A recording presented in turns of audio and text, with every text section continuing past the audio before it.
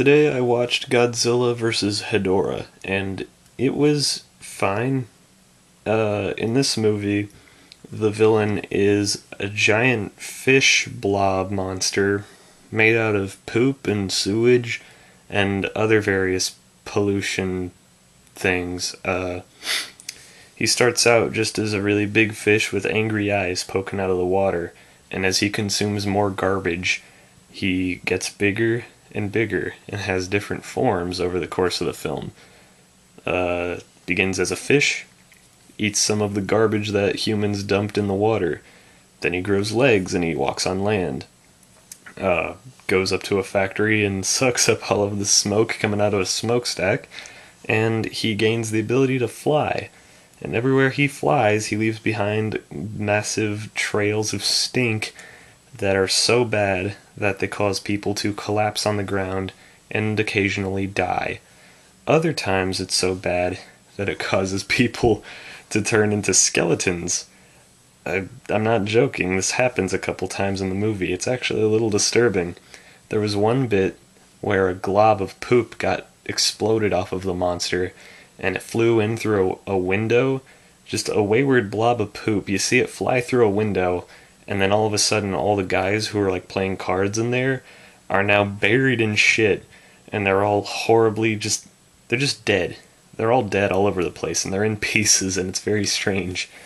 Godzilla is the hero of this movie, and he stops the monster, and the fights were really boring.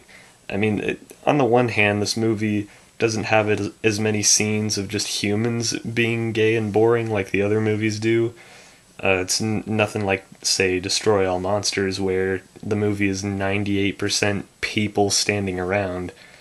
But the monster action in this movie isn't really that great either.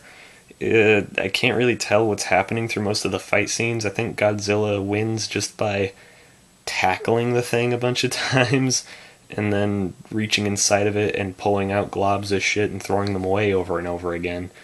The movie really doesn't make a lot of sense. It doesn't explain a lot of stuff that happens. There's like a little boy character just thrown in there for the sake of having a little boy character because, we gotta make the movies for babies, and babies like movies that have babies in them, so let's throw a baby in there. Like, that's how it works. Like, no. It's just, I hate that mentality. I hate that idea that we have to have kid main characters in kid movies. Like, kids don't want to be kids. They want to see themselves as, like, superheroes and cool guys. They don't give a shit. Just stop throwing annoying children in movies. Say that complaining about a movie from, like, the 1970s, but, I mean, that's still true today. Don't put annoying little brats in your movies if they don't need them.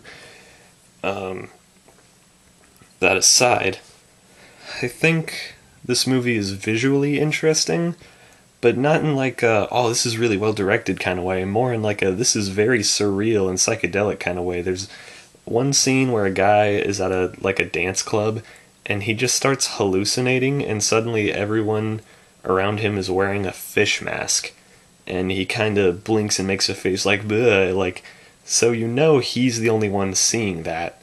It's not like everyone actually just put on a fish mask for no reason. But why was he hallucinating? And also, why should I care? It has nothing to do with anything else going on in the movie, and it's just kind of out of nowhere.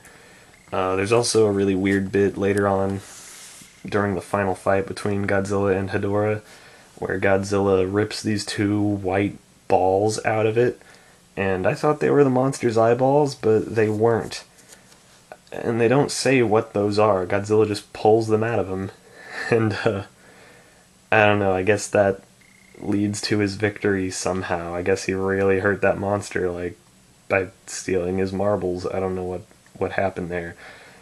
I think the one most remarkable moment in the movie, the most memorable at least, by far, is at the very end, when the monster tries to escape. It knows that Godzilla is winning, and it tries to fly away. And the way that Godzilla catches up to it is by exhaling his fire breath so hard that it makes him fly through the air, and you just get this amazing cartoonish shot of Godzilla flying backwards by spitting fire out his mouth like some kind of... It's like a gag out of a cartoon. It doesn't look right. I'm definitely making that the thumbnail for this video because I want as many people to see that as possible. But I don't really recommend you go see this movie. It's just kind of whatever. I mean, it is entertaining. I sound like I'm being pretty hard on it, but it's entertaining at the very least, and it's not. It's not terrible. It's not terribly written. I think the idea is kind of fascinating. Just having a monster born from pollution. You know, it'd be more fascinating if Godzilla was also still a bad guy, like having the monster born from the fallout of nuclear warfare versus the result of not taking care of the Earth.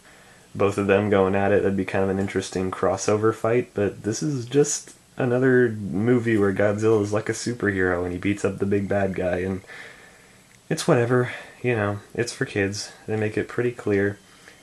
And I'd probably give this one like a 5 or a 6 out of 10. It's nothing special. And yeah, I think that's really all I have to say about it. Next one is Godzilla versus Gigan? Yes. Okay.